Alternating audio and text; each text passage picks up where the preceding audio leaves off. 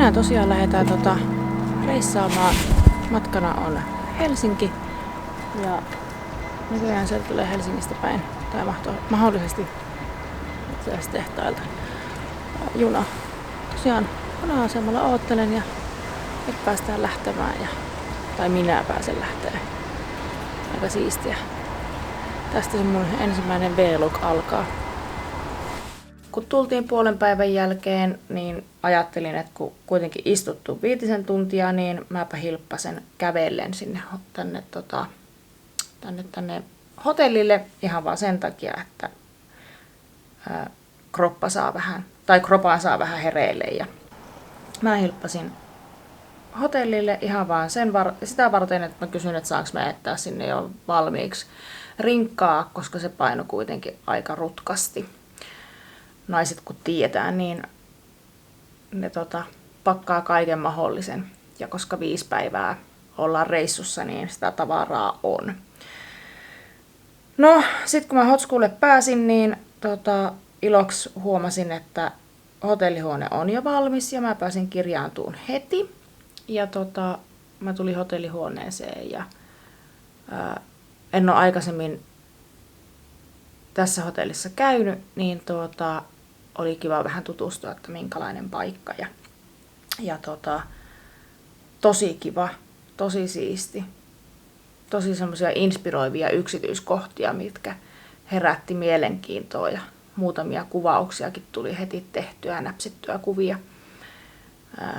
Mutta sitten mä vastailin muutamille asiakkaille vielä viesteihin ja kotiin laittelin viestiä, että onko lapset päässyt jo sit kotiin koulusta ja semmoisia peruspeksejä sinne päätyyn. Sitten mä ajattelin, että mä otan pienet päikkärit, koska junamatka vähän paino kenkää ja vähän oli semmoinen väsynyt olo. Ja ne mun ajattelemat 15 minuutin typlyrit venyisit 1,5 tuntia ja onneksi toisaalta ei ollut mitään sen suurempaa kuin reissaaminen keskiviikolle suunniteltu, niin ei tarvinnut sitten harmitella sitä, että ei ollut paljon muuta tekemistä kuin se reissaaminen ja näin. Illalla sitten hilppasin, kun olin heräillyt, niin laitoin hiukset kiinni ja vähän katsoin, että on ihmisen näköinen ja lähdin sitten syömään Santa Fehen ja siitä sit kun pääsin, niin kaupan kautta takaisin hotellille iltapalojen ja pienen snackin kanssa, niin ihan vaan olemaan ja menin aikaisin nukkuun.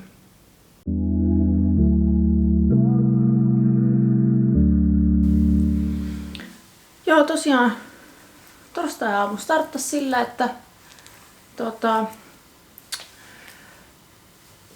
kävin aamupalalle ja suihkuttelemassa.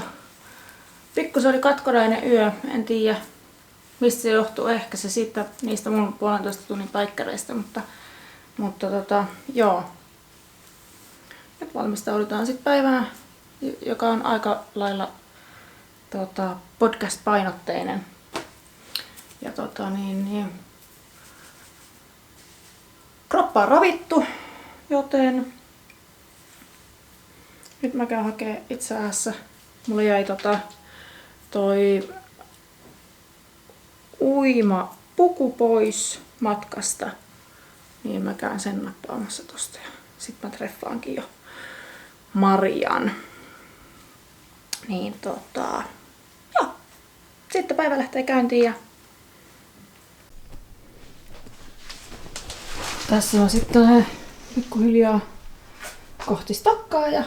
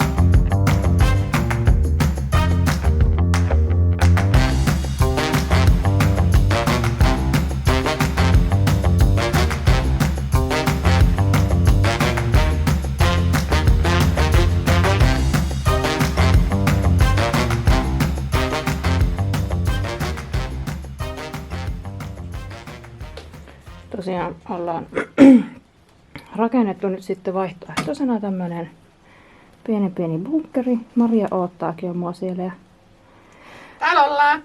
Tämmönen pieni bunkkeri me nyt meidän suihkukoppiin rakennettiin. Torstaina saatiin tosi hyvin ääniteltyä erinäköisiä jaksoja siihen meidän podcastiin. Toki vasta sit siinä vaiheessa, kun oltiin saatu äänieristykset kuntoon ja mikki kuuluun, niin että molemmat sinne kuulu. Haasteena oikeastaan oli se, että niinku kaiku liikaa ja sitten, että ei saatu selvitettyä sitä, että miksi ääni ei kuulu molemmilta yhtä lailla. Mutta sitten selvisi, että siihen ohjelmaan, mitä kautta me Audacityä käytetään, niin siellä olikin monona. Se ääni otettiin ja kun se muutettiin stereoksi, niin molemmat kuulu täydellisesti. Verkkokurssia jonkun verran saatiin rakenneltua ja katsottua, että mitä vielä pitää modailla ja perjantai käytettiin siihen myös sit aikaa. Sitten mä perjantai-illaksi siirryinkin Espooseen ja viihtymään koripallon parissa.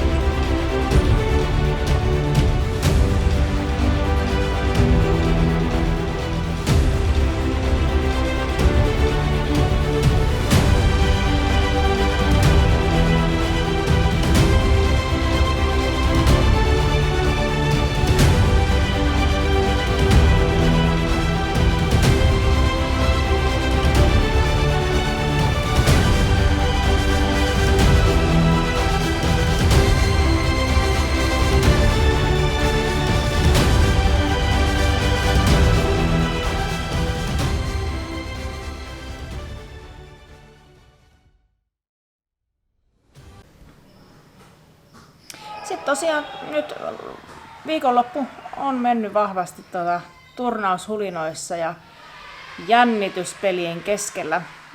Meillä on ajapaikkana ollut koulumajoitus ja siellä ollaan sitten yövytty aika tiiviissä tunnelmassa. Siellä oli 9 poikaa ja 4 aikuista ja mukava se on olla poikien mukana ja nähdä sen niin kuin turnauksen kokonainen kulku. Mä oon kerran ollut tyttöjoukkojen kanssa luokkamajoituksessa ja nyt ensimmäistä kertaa sit poikien kanssa ja hauska verrata myös sitä niin kuin, niiden tämmöistä ryhmädynamiikkaa ja miten ne toimii missäkin tilanteessa. Turnaus on sinänsä mennyt tosi hyvin, että ollaan siis tiukkoja pelejä pelattu ja kaikki ollaan voitettu, paitsi nyt sitten sunnuntaina peli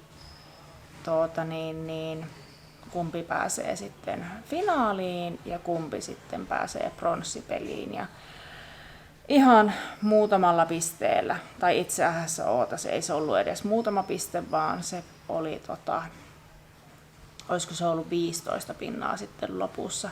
Loppujen lopuksi hävittiin ja pelattiin pronssipeli. Vielä on edessä kotimatka, kun ollaan saatu turnaus päätökseen ja autossa saadaan matkustaa nyt sitten omassa sakissa. Luulen, että matka on suht hiljainen, kun pojat on kaikkensa antanut ja valmennus on samassa autossa, niin ei tarvitse varmaan kauheasti odotella, että onko hiljasta ja nukutaanko autossa. Kotiin paluu on aika lailla siinä 2 pintaan yöllä. Riippuen siitä, että kauanko tuossa meidän ruokailussa nyt sitten kestikään.